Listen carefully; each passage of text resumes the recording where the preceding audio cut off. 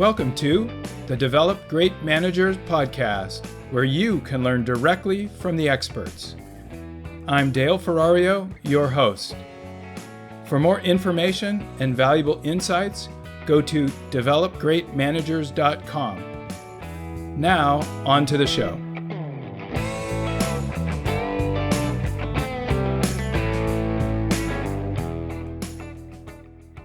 This week, I'm super happy to have Alex Bewley on the show. Alex is a director of engineering at VMware, where he's been for the last 5 years. Prior to VMware, Alex started and ran 2 small companies. The first was focused on professional services around Sun Microsystems customers, and the second was a software company delivering performance, availability, capacity management, and costing tools. Before this, Alex was a systems engineer at Sun Microsystems.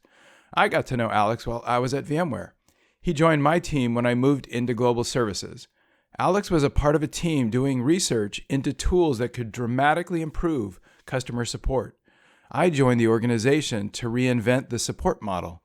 What a perfect fit. I worked with Alex and the other researchers to build a team to take the prototype that they had created and turn it into the core of VMware Skyline, a proactive support product. I wanted to interview Alex due to the breadth of his experience and because he worked and managed his team while being remote from headquarters. I hope you enjoy this interview. Hey, Alex. Hey, I really appreciate you coming on the show. It's been a while since we've connected, but I'm excited to talk to you a little bit about some of the topics that are really important to our managers. So thanks for making the time. No, thank you for having me, Dale. Very much appreciated. You bet. So let's just jump right into it. This year I've spent more time with my podcast focusing on topics. Last year it was just interviews. I would interview people and talk about what was relevant to them. But this year I'm focusing on the topics that I think are most interesting to my listeners. And so what I want to do is ask you some questions related to those topics and have you talk about your experience. So the first one is working remote. And you and I are actually doing this while you're remote. And I can see that you have kind of a home office. You got your whiteboard. So talk to me a little bit about working remote, working from, away from headquarters, and talk about, what are some of the biggest challenges that you've seen and maybe some of the advantages you've seen in working remotely. Okay, certainly I can certainly talk to that. But I can bet the one thing that you do not have that I have is snow. So, but that actually is funnily enough, is actually one of the topics, when working remotely that comes up a lot. Oh, it does. I remember talking to you and we'd say, hey, how's the weather, right? Well, certainly, and having teams around the world, it's, I know it sounds really silly to talk about the weather, but when you have teams around the world, it's very, very different, right? And I love just saying, hey, I live here in Toronto and I'll bet you don't have 2 feet of snow. Yeah. And that drives some fun little conversations. But certainly, one of the things that I find from, and having worked from home for quite a long time now, and being a manager of a team that's spread around the world, is one of the things that I find, certainly for me, is when you live in a large urban center like Toronto, for example, is there's no commute, right? And everyone I talk to these days who lives in an urban center has a vicious commute, like the Bay Area, Atlanta, Austin, Bangalore. It's so all consuming and really, really numbs people, right? So, when I say my commute is walking out the back door and coming to the office, that's literally your commute, right? And obviously the advantages are huge, right? I mean, I've got 4 kids, right? So, it's great. I get to see them off in the morning. I get to see them when they come home. In fact, one just walked in the front door right before I jumped on the podcast here with you. You get to ask them how their days went. As I have 4, and there's tons of activity, right? They have appointments and all this kind of stuff. So being remote allows for much greater participation in their lives, right? Does that at times also create some distraction? If they come home and you want to check in with them, and does that kind of pull you away from work at times, or how do you deal with that? Very much so. And in fact, the way I deal with it is you commented on the office that you see here.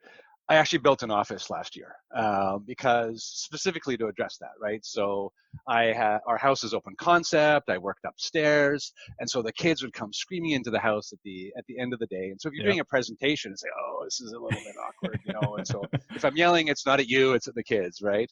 So that's really kind of frustrating, right? So what I also found was, again, with being global, when doing calls, for example, with Bangalore or China, you're up really late at night. And so it was problematic for my wife, right? So not only was I keeping her up, but I was also boring her to death. So she was really I'm frustrated. tired of listening to that call. Can you please go someplace else, right? Exactly, So so with your home office now, do you almost treat it as if I'm going to work and then you leave and you kind of go into your office and no interruptions while you're doing that, and then when you come home you actually come back into the house? Is that part of how you do it? yeah, very much so, and I think that's really important, right? It's that you really do need a separate space to collect your thoughts, right, and have decent conversations. I spend a lot of time on Zoom throughout the course of the day, and really to get into a get focused, I'm at work mentality, right? It's very easy to walk out and go back into the house and disengage, but certainly when in here, I treat it like I'm at work. Yeah. Okay, that's good. And you talked about having people in Bangalore. So do you also use it as a way to kind of escape the house when you need to go make those calls and then come back in? Is that part of it as well? Yeah, very much so. So, for example, if you've got a 9, 10, or 11 o'clock call at night, and they don't happen that often, but they are disruptive enough to family life. You come out here, and I'm not bothering anybody except the raccoons, and so life is good in that way. Um, so I think you were talking a little bit about the advantages, which are the commute. You don't have to drive to work. You don't have to drive home. So that may literally save you a couple of hours a day. What are some of the disadvantages of being remote, and how do you deal with those? Sure, I think certainly the challenges, certainly if you're a social person, right, is it could be very isolating working from home, right? I mean, that's mitigated with video meetings, and I'll talk about that in a little bit. But also, we use Slack a lot, so you can engage with a lot of stream of consciousness conversations with the team. It's not distracting. It's just more, hey, how you doing? We create random channels for discussions, right? So there is a social aspect.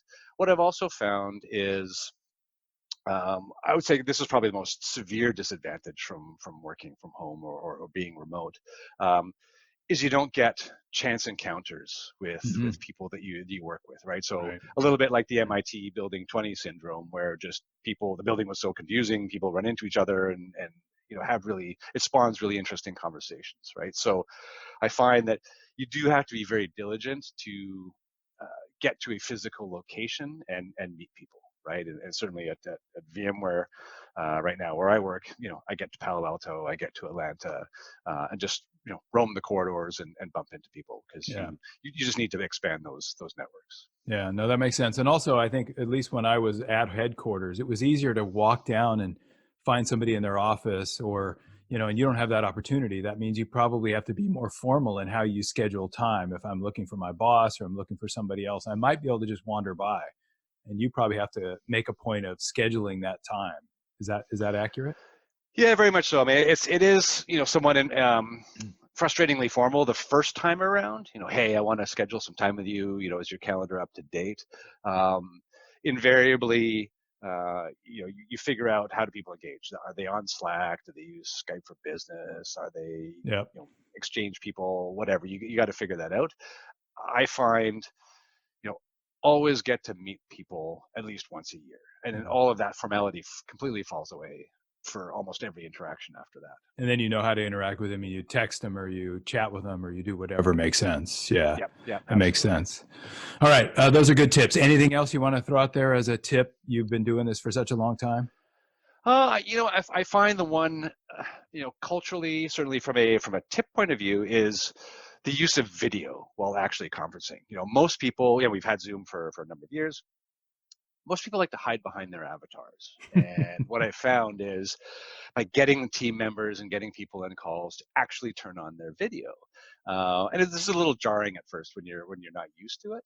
But I've certainly found with team members is it opens a whole new world of interaction, right? So, I can ask you, hey, I see that on your shelf behind you. What does that Yeah. actually mean, right? Or you talk to a teammate and they're in an empty room. It's like, hey, did you just move, right? And so that drives conversation, right? Yeah. People ask me, I see a bunch of books in your shelves. Have you actually read them, right? So, you know, it's it also gives you that nuance of, how are people feeling, how are they reacting to various conversations. So, you know, the forcing the video is really really valuable, right? Yeah. And I think on the other side of it, I think, having mainly been at headquarters, I was remote for a few years as well, but mainly being at headquarters, you oftentimes wonder, are those people actually listening? Are they paying attention? Or is that avatar up because they're in there doing their email and, every once in a while they chime in, but are they really engaged? I think if you're looking at somebody, are you engaged or not, right?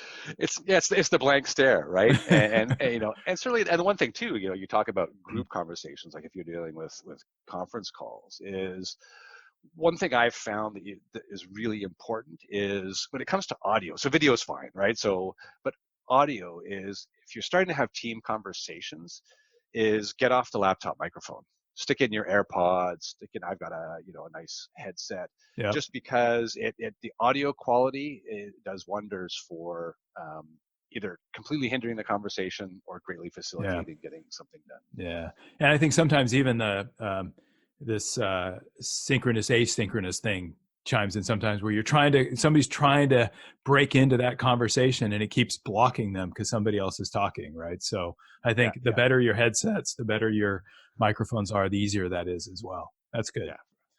Great. Any others before we jump off to the next question? No, I mean, I'd say we use Slack, and I'd say that one's a double-edged sword, but it's super useful to have team conversations. And it's somewhat it's asynchronous, right? Yeah. So, hey, I'm thinking of X, Y, Z. People in the next time zone pick up. People in time zone after that pick up, and so you can get into a decent around-the-clock workflow. So I say that one's a double-edged sword. You don't want to be all-consuming. You need to know when to turn it off, but Yeah. super useful for I was us. just reading an article today about interruptions. And if you're constantly being interrupted, a lot of people's switching time is pretty long, right? It takes a while for them to regain, the focus on whatever they were doing. So you're right. I think you got to be really careful about whether you're on constantly being interrupted or whether you can turn it off for a while, do some work, turn it back on, or check it now and then. And so I think you're right. That's a good communication tool, but it can also be a massive time waste, right? Great. Okay, let's talk about the next one. And I know this is probably a dear to your heart, which is about innovation. And I've worked at primarily big companies, and you've been at some big companies, some small companies. But I'd love for you to talk about how do you make sure that your teams innovate. You can get really busy just delivering on whatever you're signed up for. It's challenging to meet your goals, your timelines. So what do you do to make sure that you keep a good balance between just delivering what you have to and innovating? Sure. Um, Probably the best way to answer this is if I tier out the kinds of innovation that there are, right? And so, I would pick three different kinds, right? So pure R&D, right? So this is industry changing innovation, right? It's like massive investment, totally, different mindset. So that's big company or well-funded startup, innovation, right? Right. There is better products, better customer experience, I would call this like greenfield products, right? So I can talk to this one a lot. I mean, you and I have both experienced this, and then also day-to-day innovation, right? So that simple questioning the status quo, Isn't right? there a So better way, or something like that, right? yeah, Yeah. and empowering people to do so, right? And so I think, as you know, innovating at scale is hard, right? It's about enabling, a lot of people, including your direct team, right? And I find, it's best to take the stance that, a rising tide floats all boats, right? Is, be open, share, talk about what you're trying to achieve, uh, let people challenge you, right? You want to try and validate your thinking, right? And so, if I look at, let's take a sort of a greenfield product, right? Like, hey, I think there's a better way to do something, right? You want to look at the big picture in a cross discipline kind of way, right? So it's the ability to look very, very broad and drill down very, very deeply and do some experimenting and then come back up again, right? So it's when I talk to people of this, I think about, where's your hunch? Like, where do you think things are likely to go, right? Or if you're talking to customers, what are they indicating or formulating but not really articulating that well, right? Right. Or what are the process or technical gaps that you need to fill to answer either of those questions, And right? that's about figuring out where is that opportunity to innovate. Is that where you really, where Yeah, is there yeah, like space, right? yeah, and so again, it's looking at short of being given a huge budget to go launch something new. So we're talking Right. about sort of scrappy innovation here, right? Is how do you pursue a line of inquiry, without blowing your brains out, Yeah. right? So, or how do you, how do you teach, your teammates and staff um, to under the guise of this questioning, reach out into other groups, right? So, people are not successful in isolation, or rarely are people successful in isolation, right? So how do you force people to reach out to other teams and learn perhaps new technologies or new methodologies, right? I mean, you're going to miss a bunch of times, but collectively your people will know more, right? So Yeah. as their educational base or experience base grows, they're going to be able to jump on certain kinds of opportunities, right? And certainly, once you have a concept that you think will fly, right? And I would twig to, for example, at VMware Skyline, right? Best thing to do is make it real, right? I mean, Skyline was a hunch and an experiment, but create a prototype that Yep. people can touch, right? I mean, PowerPoint is not where innovation is at, Yeah. right? It's things that people That's can right. touch and experiment with. That's right. What I also found worked very, very well and was creating a video, right? So I've been part of two projects that have done this. So Skyline, there was the 90-second video that was created, makes it really, really easy for people to consume and go, aha, I get it, right?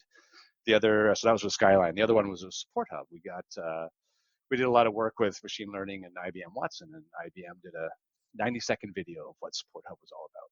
And man, that thing totally, was it was professionally produced, so that makes Yeah. a big deal. But we shared that and went shot straight up to the CEO, and then got shared back down again, right? So immediately, it's not a complicated demo. You're not trying to explain this concept. It's 90 seconds of pure joy, right? So that one was really, really good for us. So it really sounds like there's two important pieces I think that you've talked about. One is how do you allow your team or give your team the opportunity to sort of dig into these ideas that they have?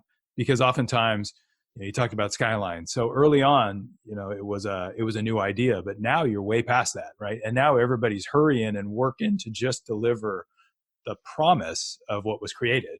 So while that's going on, somehow you have to allow them to continue to dig into areas where they can innovate, right? And I think so that's one piece, which is make sure that there's time and there's support for them to dig into those areas and bring those back to you. And then it sounds like the second piece was once you do have a good idea, how do you present it in a way that it can be consumed by whoever's going to help fund that opportunity, Yeah. right? And that was the IBM Watson example, or where you've put it into a 90-second video, and everybody who walks away from this is like, yes, that's what we have to go do, right? Is that a fair way to describe it, as those two pieces?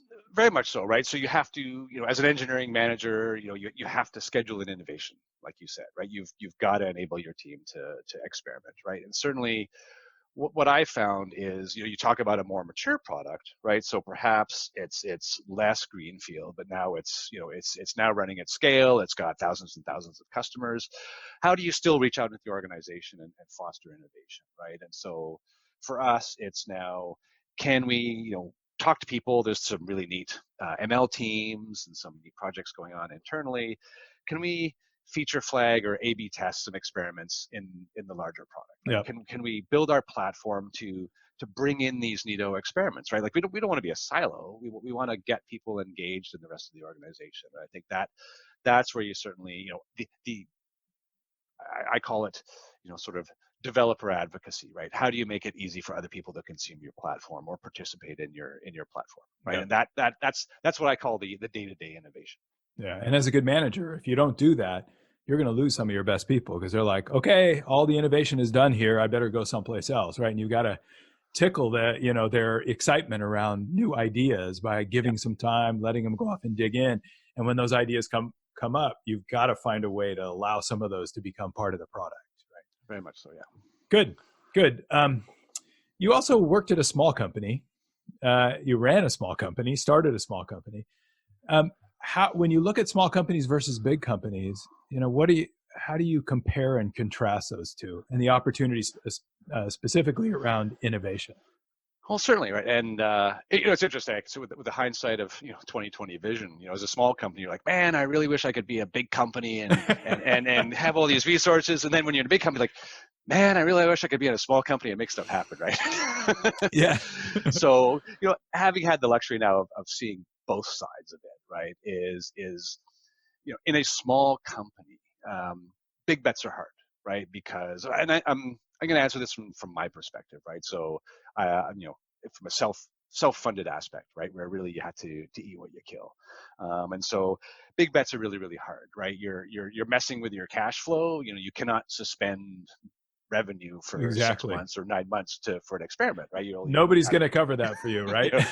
it's I use just a joke. I'd pull out my wallet and say, it's this is the Bank of Alex that's betting on this, right? So so ultimately, if you want to develop a new product in a small company, you're taxing engineering, you're taxing product, you're taxing support, and there's the very real risk in a small business. So I'm talking less than 40 people here. That people feel like they're not part of the cool kids, right? They're not part of this new project, and so there's a bit of a management risk there. So in my particular case, we had our run rate systems management product, but we tried to create a new offering that was SaaS because we were an on-premise product at the time. Tried to create a new SaaS product. It was around Amazon, cost estimating. This is going back, sort of 10 years. Ultimately, we weren't successful, right? What we realized as a small company, we couldn't deliver on this. But what we did learn out of that failure was we were able to create a greenfield project. We were able to rotate engineers through. We were able to test entirely new UI frameworks, new storage architectures, and we learned piles about how AWS worked Yep. from almost the beginning of AWS, right? And Yep. that paid off in spades, much later on. So in larger companies, so the experience now with my 4 years at VMware, right, is it's breaking down silos. That's actually your challenge, right? So what are the silos? What are the new roles? And ultimately, building software is actually only half the battle, right? So the rest of it is legal, privacy, compliance, internal education, readiness preparation. And in fact, when I got hired at VMware, I didn't even know what a program manager was. Yeah. So all of my entrepreneurial life, I'm like, well, what do I need? I didn't even know what the role did. And now I'm like, wow, that's a really crucial role. I need one of those. Because it's a lot, in a very large company on an interesting project, you do need someone to manage the corporate antibodies, to manage the education, to manage interacting with all sorts of different people, right? So that's very valuable there. Yeah. And certainly what I found, and if we take Skyline for instance, right, is your innovation or your idea is disruptive to the very people that you're trying to save or make their lives easier, right? Yes. And so you're fighting their ingrained metrics, their reporting structures, their technology. You're forcing groups of people together that normally didn't work together. So that's really, really, really hard to do, right? It's also what's very hard at a large company is getting the customer journey, right? Understanding how a customer actually interacts with the business, but also having the guts to stand up and say, this is ridiculous, right? Like, why do our customers even stand for this particular thing, right? Yeah. How do we completely alter this, right?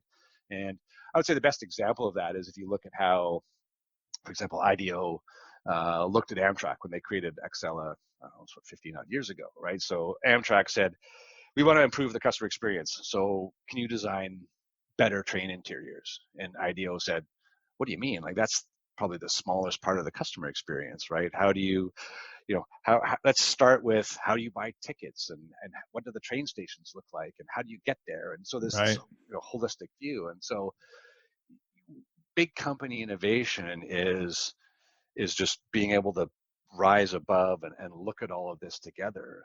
But the challenge is, navigating all of that and bringing Yeah.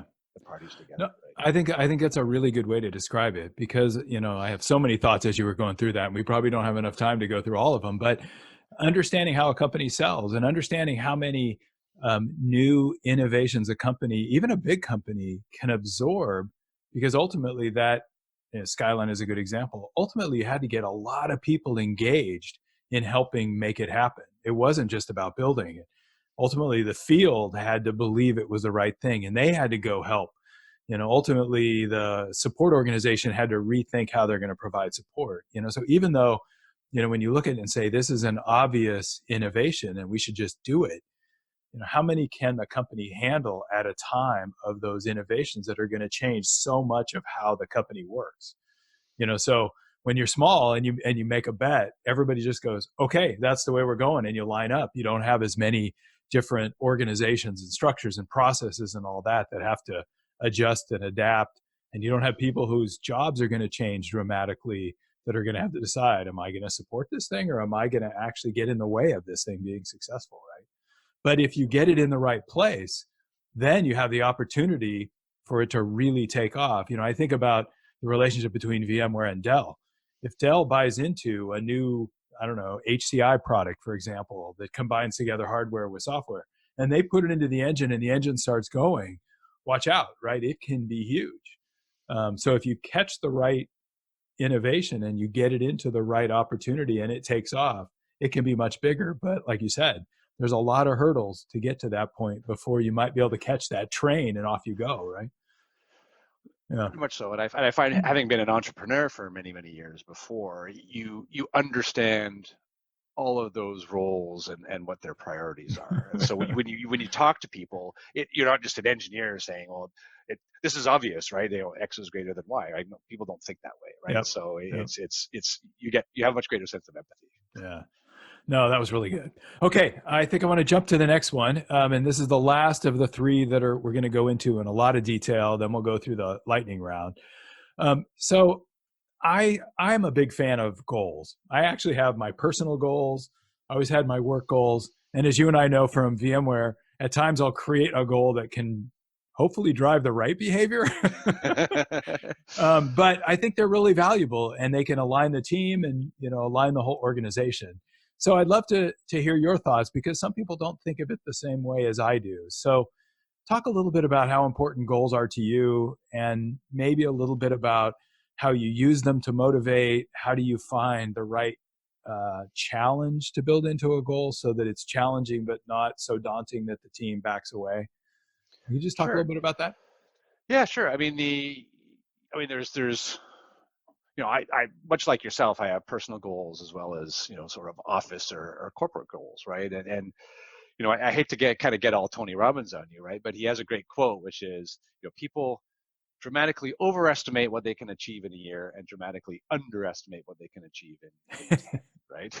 And I truly do, now having been through a few cycles of 10-year blocks, I truly do believe that, right? And from a when I look at from a personal note, so I'll give you some personal background, because I know you have your personal goals in your blog. There is, you kind of have to understand, you know what are big things you'd like to achieve. So sort of those big, hairy, audacious goals, Yep. right?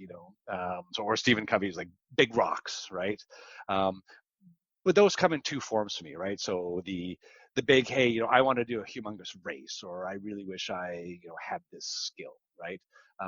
Which are really important because they require lots of planning, and a little bit of healthy fear of, I can't believe I'm going to try this.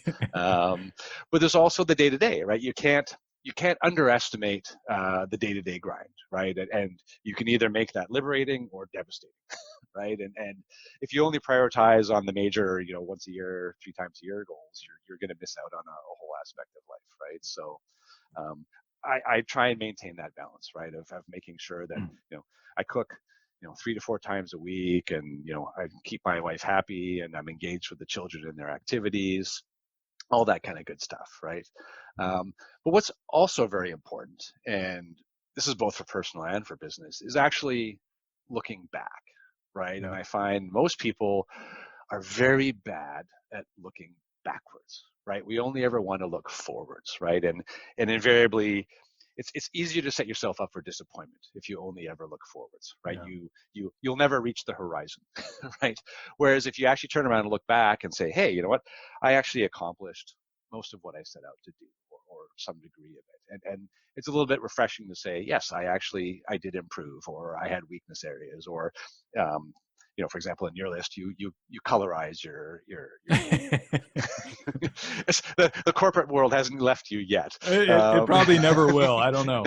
But you're right. I think it's like celebrate your successes. I think you're right. Look back, because I mean, we've all accomplished so much. You're right. We challenge ourselves, but we should be appreciative of the things that we've completed as well. That's great very, advice. very much Yeah. so. And the same thing applies to corporate goals, right? And so initially I found these to be harder, mostly because the directives that came from the top were relatively abstract, right? So, for example, customers for life, be proactive, right? And you're like, what am I going to do with that, right? How, I get it as a priority, right? But certainly, how are you going to convert those kinds of things into lower level concrete goals for your team, right? Um, and how do you start to decompose them, right? So I tend to use them as discussion points with the team, and then really based on the roles, right? Like how do you think your role will make a difference in this context, right? So the first step would be, for example, if I take one of my, I've got a bunch of data engineers, right? So we've got a data engineering role, right? What does customer for life mean to you? Yeah. Right? Let's start to think about it. Oh, it means getting the right data into our data lake and data warehouse, right? It means feature engineering for machine learning. It means how do you create profiles of customers? It means data sanity, right? It means working with different teams to understand, where that data comes from, what it looks like, and what it means, and what are the workflows. So all of a sudden this customers for life can start to break out into actionable tasks, Yeah. right? And then as a manager, you can say, hey, that's great. So let's try and get these done this quarter, next quarter, that kind of thing, right? And really, I try and force the team to reach out into the rest of the organization, right? It's by getting people to get away from their own silos, you really do foster. I mean, again, it ties back to innovation. It ties back to being good team members. And you try to do that as part of their goals. So as part of the process Correct. of the goaling. Okay, that's great. Yes. Yeah. Yeah. Yeah, I like that a lot. And I also, yeah, I think that the approach of making it more personal. And then I also like to say, what would you feel good about? Like if you were able to do this, or what would it be that if you accomplished it, like you said, you look back at the year and go, that was a really good year. We made progress, even if it was toward customers for life. What would that look like? And then maybe that can also turn into a goal. Very much so. And I think as part of a more recent project, Support Hub, which was, reinventing the customer support process in April when we started. So this is April of last year. I had a team, and we said, hey, we're going to go live for VMworld EMEA, which is in December. And everybody kind of looked at each other and said, are you freaking crazy, right? Like from no code to launch at VMworld, right? And we did it, right? And when we stepped back and said, congratulations, everybody was totally floored, right? When they look back for everything that had to happen, they just were absolutely astonished. Yeah. Well, that's a good example I was asking earlier. So how did you make sure, because their first reaction was, are you kidding? How did you make sure that you didn't lose them, right, in that goaling process? Because you could also lose them and they look and go, there's no chance in heck we're going to make that. So I'm not even going to try. How did you deal with that? Well, that one, unfortunately, having had the fortune to spend most of my life in software engineering, right, is you can break it down and say, hey, so this is Yeah. what the end is going to look like. Yeah. This is how it's going to break down in the weeks and months before then, and also the maintaining the ability to maintain absolute focus. What are the 2 or 3 critical things that we absolutely must deliver to consider it a success. Right? Yeah. Because it's very easy to clutter it up really, really quickly, and then you deliver a year later. But by maintaining that laser focus, you can be very successful. And I No, think I think that's people perfect. people appreciate that kind of plan. Yep. Yeah. And I think what you did is you brought it back down to here's the way we could actually accomplish this, right? Here's the steps we might take. These are the couple things that really matter. These are things that we don't have to worry about. Let's push them off until later, and got it to the point where the team could rally around it. Right. Yes. Yeah. Yes. It's perfect. Perfect. Okay. I want to move on because we've been going for a while here. Let me get Sure. to the lightning round. And these we're not going to talk about as much. I just love whatever comes to mind when I ask you this question. I won't go back and forth with you, but I'd love to hear your thoughts. So the first Sure. one is, and you've hired a bunch of really good people on your team. So what's the most important thing that you consider when you hire someone? For me, certainly when chatting with somebody at the first engagement or potentially interview, it's they, they surprise me with an interesting outlook on a question, right? And then they're able to drill down in detail and can clearly articulate how they went about solving the problem, right? What also helps, I find, is somebody who has had a very clear and painful fail, but learned from it. I think the last piece is important. I'm not supposed to jump in. I've learned from it, right? Yes. All right. When you think about your most effective boss, what was it that made him or her stand out?